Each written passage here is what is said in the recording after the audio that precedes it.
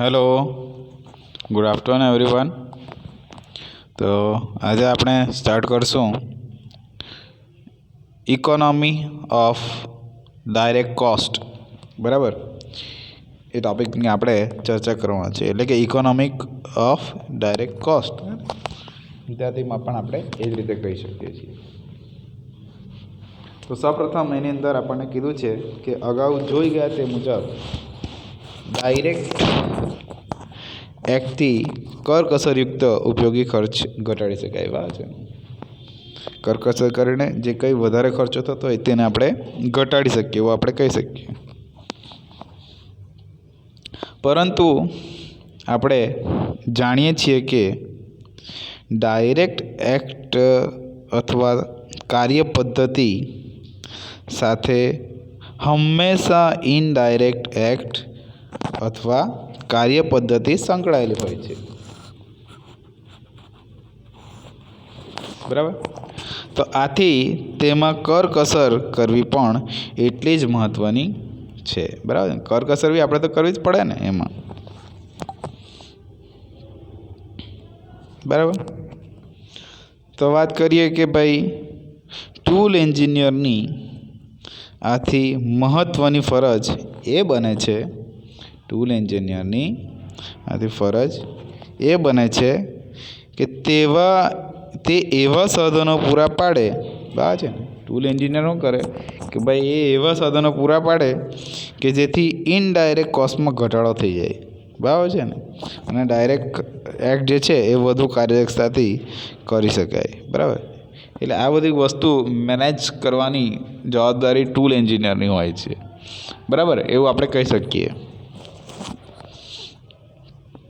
તો આ માટે સહાયક કાર્યો કે પૂરક કાર્યો પર ખાસ ધ્યાન આપવું જરૂરી છે. બરાબર છે ને, એટલે આ જે મતલબમાં ટૂલ એન્જિનિયર હોય તેણે મતલબમાં સહાયક કાર્યોને કે પૂરક કાર્યો જે હોય તેને ખાસ ધ્યાનમાં આપવું જોઈએ. બરાબર, ખાસ ધ્યાન આપવું જોઈએ ત્યાં આગળ.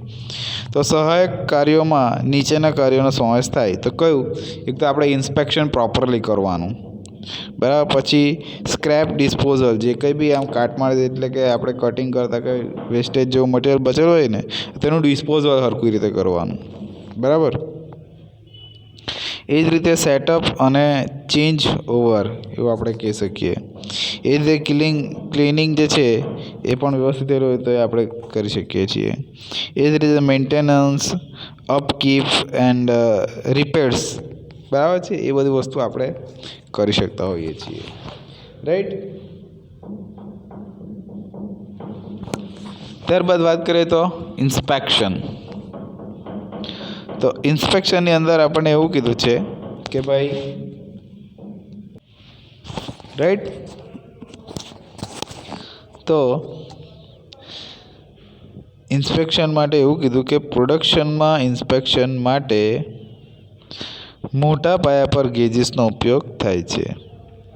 તો આ ગેજ પૂરા પાડવાની જવાબદારી કોની હોય? તો ટૂલ એન્જિનિયરના માથે હોય છે, એવું આપણે કહી શકીએ.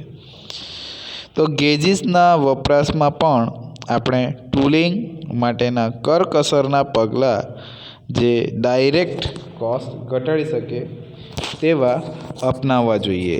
બરાબર, પરંતુ જો વાત કરીએ તો નીચેના બે મુદ્દાઓ સાંકળી લેવાથી ડાયરેક્ટ જે કોસ્ટ ઇન્સ્પેક્શન અથવા તો ઇનડાયરેક્ટ કોસ્ટ જે છે એ ઘટાડો થઈ શકે છે.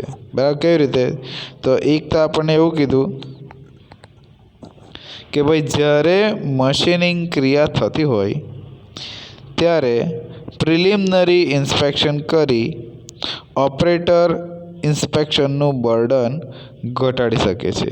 બરાબર, અને બીજું એવું કીધું કે ભાઈ ફિનિશ્ડ દાગીનો જે હોય ને, મતલબ મશીનિંગ કરેલો ને મશીન પરથી ઉતારી લેતા, બરાબર, ફિનિશ કરેલો દાગીનો મશીન પરથી ઉતારી લેતા અગાઉ ગેજ દ્વારા ચેકિંગ કરવું હિતાવહ છે. બરાબર છે, તો આમાં જરૂરથી થોડો સમય બગડે છે, પરંતુ આ ક્રિયા મોટે ભાગે આખરી ઇન્સ્પેક્શનમાં સમયનો બચાવ કરવામાં અને કોઈ જ પ્રકારની ખામી માલુમ પડે તો પ્રક્રિયાના પુનરાવર્તન માટે થતું હોય છે.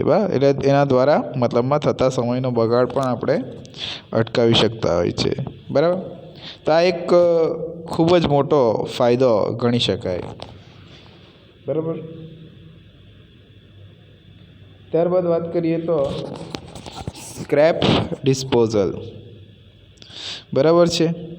તો સ્ક્રેપનો નિકાલ હવે કેવી રીતે કરવાનો એમ, તો કોઈ પણ મશીનિંગ ક્રિયામાં ચીપ છે, સ્પાર્ક છે, દાગીનામાંથી મતલબમાં, બરાબર ને,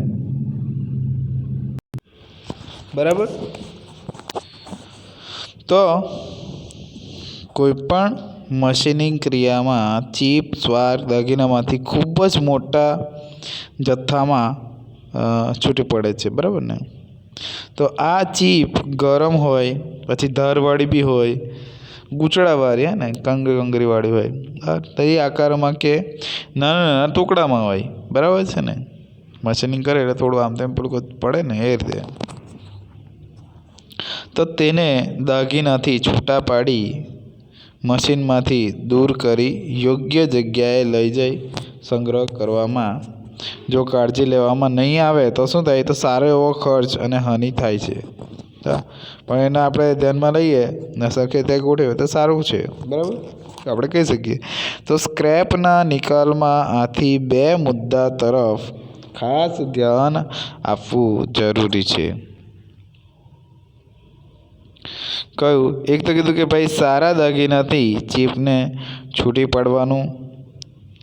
એ જ રીતે મશીનમાંથી બરાબર છે, મશીનમાંથી તેને ભેગી કરી સંગ્રહ સ્થાન સુધી લઈ જવાનું અને સંગ્રહ કરવાનું. બરાબર ને. સારા દાગીનાથી ચીપને છૂટી પાડવાનું અને મશીનમાંથી તેને ભેગી કરી સંગ્રહ સ્થાન સુધી લઈ જવાનું અને તેને શું કરવાનું, તો સંગ્રહ કરવાનું. બરાબર ને.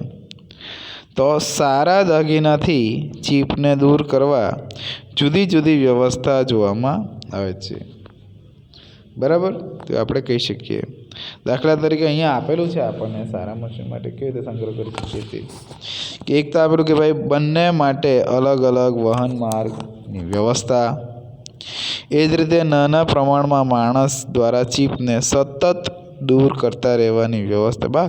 જેવી ચીપ નીકળે તેવું દૂર કરતા રહો એ રીતે. એ જ રીતે લેથ જેવા મશીનમાં જાળી દ્વારા ચીપ દૂર કરવાની વ્યવસ્થા. જાળી રાખવાની, તેમાં લઈ લેવાનું, દૂર કરો એ રીતે. એ જ રીતે ચોથું આપણને કીધું કે ભાઈ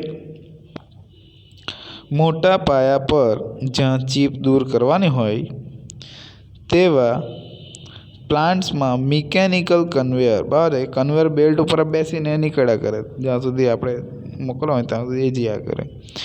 તો કન્વેયર દ્વારા ચીપનો નિકાલ અથવા ચીપનું વહન કરવામાં કુલન્ટ મહત્ત્વનો કામ કરે છે એવું આપણે કહી શકીએ.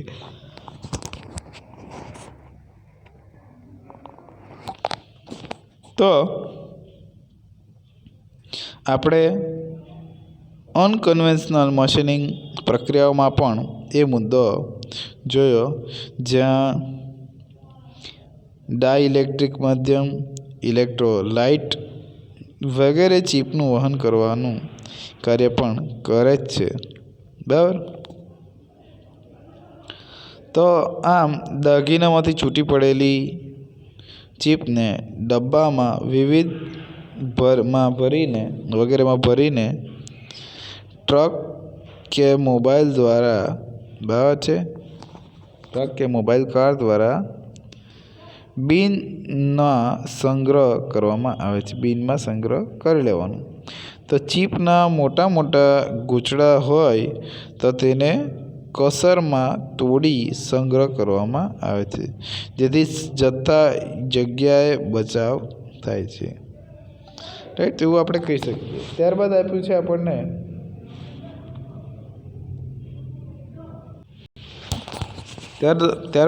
છે આપણને સેટઅપ અને ચેન્જ ઓવર વિશે.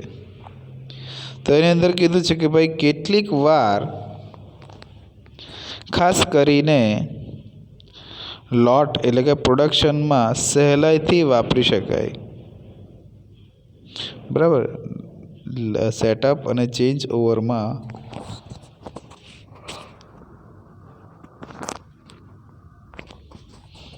કેટલીક વાર ખાસ કરીને લોટ એટલે કે પ્રોડક્શનમાં સહેલાઈથી વાપરી શકાય. તો ગોઠવી શકાય તેવી ટૂલિંગ વ્યવસ્થા દ્વારા સમય બચાવી શકાય અને ખર્ચ પણ ઘટાડી શકાય. દાખલા તરીકે જો આપણે જોઈએ તો એની અંદર કીધું કે ભાઈ સ્ટાન્ડર્ડ વાઇઝનો ઉપયોગ કરી ફક્ત જરૂરિયાત પ્રમાણે જ જડબા જોશ બદલવા. જડબા અને જોશને એવું બદલવા જરૂર જણાય ત્યારે જ એમ. એ જ રીતે મિલિંગ મશીન અને ડ્રિલિંગ મશીનનું કુલ બદલાવાથી મિલિંગ મશીન અને ડ્રિલિંગ મશીનનો ટૂલ જો હોય એ ટૂલ બદલાવાથી અને બેસાડવા માટે ક્વિક ચેન્જ એડેપ્ટરનો ઉપયોગ કરવો. બરાબર. ત્યારબાદ ત્રીજું કીધું કે આપણે સ્લીપ બુશ વાપરવા વગેરે આપણે કહી શકીએ છીએ. ત્યારબાદ વાત કરીએ તો ક્લિનિંગ માટે. તો ક્લિનિંગ એટલે કે સફાઈ. બરાબર. તો આ ડાયરેક્ટ એક્ટનો અથવા તો આ ડાયરેક્ટ એક્ટને ઇન્સ્પેક્શન એફર્ટ હોઈ શકે છે. માટે જરૂરી સાધન સામગ્રી જેમ કે બાસ્કેટ છે, ડોલ છે, ઉચકવા માટે યોગ્ય સગવડ હોવી જોઈએ અને કન્વેયર પદ્ધતિ પછી સ્પ્રે સિસ્ટમ વગેરે યોગ્ય અભ્યાસને અંતે પૂરી પાડવામાં આવે છે. બરાબર. તો એની અંદર આપણને એવું કીધું કે ભાઈ ડાયરેક્ટ એક્ટ તેમજ મોટા પ્લાનમાં ઇનડાયરેક્ટના સમયમાં બચાવ કરી ખર્ચને ઘટાડી શકાય છે. બરાબર. તો મેન્ટેનન્સ, અપકીપ અને રિપેર્સ આ ખર્ચ ઘટાડવા નીચે ઉપાયો જણાવેલા છે. આ ખર્ચ જે થાય ને આપણો કે મેન્ટેનન્સ છે, અપકીપ અને રિપેર્સ છે. બરાબર. તો તેના ખર્ચા માટે એ પૂછે છે તે કેવી રીતે ઘટાડવો જોઈએ. તેની અંદર કીધું કે લાંબી ટૂલ લાઈફ મળે તેવા ટૂલને ઉપયોગ કરવો છે. રાઈટ. પછી સમારકામ સરળતાથી થઈ શકે તેવી ગોઠવણ હોવી જોઈએ. એ જ રીતે રોજિંદી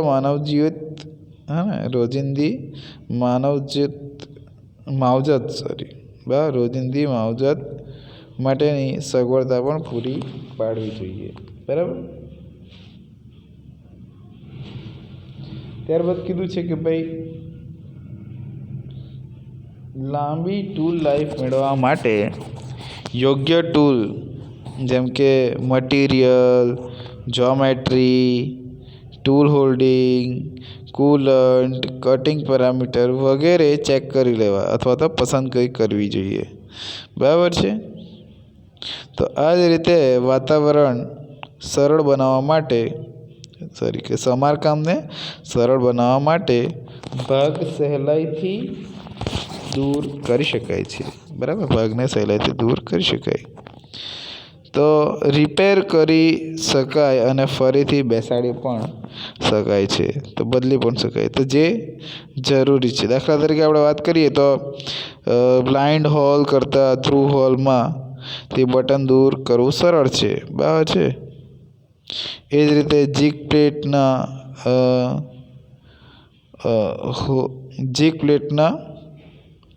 હોલથી ટૂલને ગાઈડ કરવાને બદલે બુશ વાપરવું સારું એમ. બુશ વાપરે તો અને રિપેરિંગ માટે સગવડભર્યું છે એવું આપણે કહી શકીએ. એ રીતે બીજું કીધું કે ભાઈ જીગ. હવે જીગને ફિક્સર તો હજી બાકી છે તો આપણે આ લોકોએ આપી દીધું છે. બરાબર ને. તો એક કરતાં વધુ સ્ટેશન ધરાવતા ફિક્સચર કે ડાયમાં દરેક સ્ટેશને અલગ અલગ રાખી એક સામાન્ય બેઝ પ્લેટ પર બેસાડવામાં આવે છે. તો તે રીતે વધુ સારી છે જેથી જ્યાં ખરાબી હોય તે ભાગ દૂર કરી રિપેર ફરીથી બેસાડી શકાય. બરાબર ને. એવું આપણે કહીએ. એ જ રીતે કીધું છે કે ભાઈ હાલમાં વપરાતી મોડ્યુલ રિપેરિંગ પદ્ધતિ પર આ જ સિદ્ધાંતને વરેલી છે એવું આપણે કહી શકીએ, જેમાં એસેમ્બલીને નાના નાના મોડ્યુલમાં વહેંચી જ્યાં ખામી ઉત્પન્ન થાય તે મોડ્યુલ કાઢી લઈ તેની જગ્યાએ નવું મોડલ બેસાડી દેવામાં આવે, બરાબર ને? એ રીતે એમ તો જેથી મશીનનું ઉત્પાદન કાર્ય તો ચાલુ રહે ને, એ રિપ્લેસ કરી નાખીએ આપણે, અને બીજી બાજુ ખામીયુક્ત મોડેલિંગનું રિપેરિંગ પણ ચાલુ કરી દઈએ આપણે. આમ બેવડો લાભ લેવામાં આવે છે. પાંચમું કીધું કે ભાઈ રિપેરિંગ કર્યા બાદ વસ્તુ પાછી પોતાની અસલ સ્થિતિ પ્રાપ્ત કરે તે પણ ખૂબ આવશ્યક છે. ભાઈ રિપેરિંગ થયા પછી પાછું એ ચાલવું જોઈએ જે રીતનું ચાલતું હતું પહેલાં તે રીતે, બરાબર? તો આ માટે ડબલ માર્કિંગ વગેરે, બરાબર ને, વગેરેનો ઉપયોગ થાય છે. એ જ રીતે આપણે કીધું કે ભાઈ રિપેરિંગનું કાર્ય ઝડપી બને તે માટે સ્ટાન્ડર્ડ ટૂલનો ઉપયોગ અને તેની કાર્ય પદ્ધતિની જરૂર પણ પડે છે, બરાબર? એ જ રીતે વાત કરી કે ભાઈ રિપેરિંગ ખર્ચ ઘટાડવાનો એક વધુ અસરકારક ઉપાય છે તો કયો? તો સારી લુબ્રિકેશન વ્યવસ્થા અને જાળવણી છે, બરાબર? સારી લુબ્રિકેશન વ્યવસ્થા અને જાળવણી પણ છે એવું આપણે કહી શકીએ. તો આમ મશીનની બનાવટ, ટૂલના ઉદ્યોગ વગેરેમાં લુબ્રિકેશનની સગવડતાનો સમાવેશ કરવો હિતાવહ છે એવું આપણે કહી શકીએ,